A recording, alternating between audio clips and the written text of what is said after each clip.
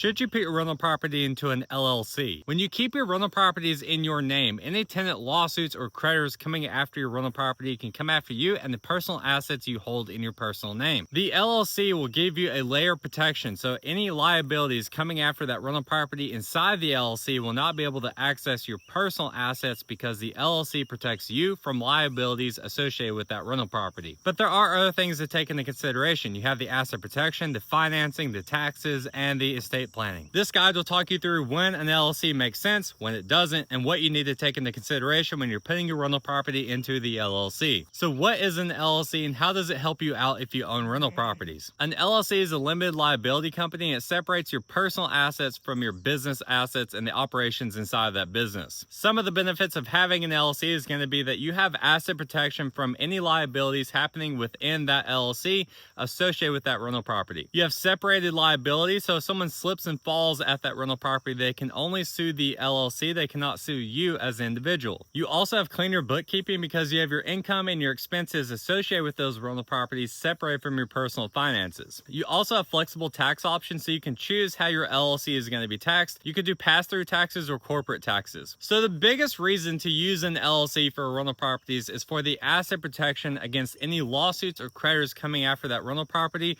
to protect you and your personal assets. Let's say the rental property is in your personal name and a tenant slips and falls and sues you as an individual because you own that rental property and the lawsuit is $200,000. In that case, you will have to use your personal assets to pay off the judgment for that lawsuit. So that could be things like the rental property, your family home, other investments, or the cash that you have in your checkings or savings. But if the rental property is owned by the LLC, then that lawsuit is isolated to that LLC and you will only have to use LLC assets to pay off the judgment for that lawsuit. So as an example, if you did not have enough cash inside the LLC, you could sell off that rental property, but you would not be forced off to sell off your personal assets, the other investments you have, or any cash that you may have to satisfy the judgment for that lawsuit. It would be isolated to the assets inside of that LLC. And so that's why many landlords will transfer the rental properties into the LLC so that they protect their personal assets, and they will also separate the rental properties out into individual LLCs so that one lawsuit cannot wipe out the entire rental portfolio. So what does an LLC not protect against? They don't protect against personal guarantees on loans. They don't protect against negligent or illegal activities like ignoring safety violations. And they do not protect against piercing the corporate veil. So if you are commingling money by transferring money in and out of your LLC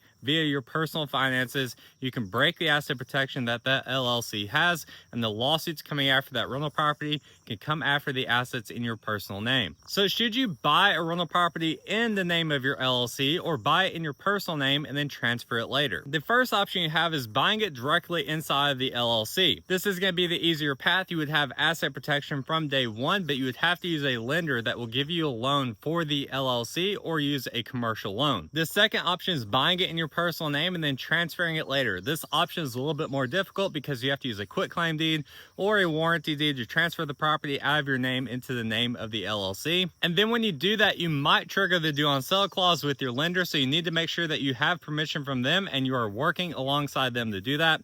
And you would also need to update your insurance and your lender so that they know that you have put the property inside the LLC and you are properly protected, especially with your insurance. Small tip here, if you're transferring the property out of your name into the LLC, you want to make sure that you are talking to your lender so that you do not trigger the due on sale clause, which means they will call the remaining balance of your loan due because you have transferred ownership out of your name into the name of another entity, which will trigger that due on sale clause. But in general, most lenders are not going to trigger the due on sale clause unless you are defaulting on that loan, but you still want to make sure that you are talking to them. If they will not allow you to make the transfer into the LLC, you may need to refinance that property into the name of the LLC using a commercial loan. So how is your insurance affected by putting the property inside of an LLC? Because you are transferring the property out of your name into the LLC, you're basically breaching the agreement that you have with your insurance company. If you are not updating your insurance policy, they have the right to not pay out any claims on the property inside the LLC. So you would need to get a new insurance policy with the LLC as the named insured, and you can be added as the additional insured. That way you have full coverage. So should you put all of your properties into one LLC or separate them out so you only have one property per LLC? This is really up to you. It depends on the amount of risk that you are comfortable dealing with. So if you have all of your properties in one one LLC and you have a tenant lawsuit or creditors coming after one of the properties, they're coming after the owner of those properties and all of the assets that that entity owns. So those liabilities are able to capture all of the assets inside of that LLC. So your entire rental portfolio is exposed to one property's liability. Now, a lot of people will say it really depends on the amount of equity that you have inside of your rental properties. But if you have a tenant lawsuit that wipes out your entire rental portfolio, you still have to start over regardless of the amount of equity that you have. So people will typically separate their rental properties out into individual LLCs regardless of the amount of equity that they have, so that those properties are protected from each other's lawsuits and creditors. Typically, more advanced real estate investors will have larger portfolios and they will split up the properties based on the amount of equity inside of that portfolio. As an example, they would be putting $1 million worth of equity into one LLC, $1 million into another, and then $1 million into another. That way they're protecting the amount of equity, not necessarily the amount of doors that they have. If you want help setting any of this up, click the link in the bio, fill out the form, and schedule a time to talk to someone on our team.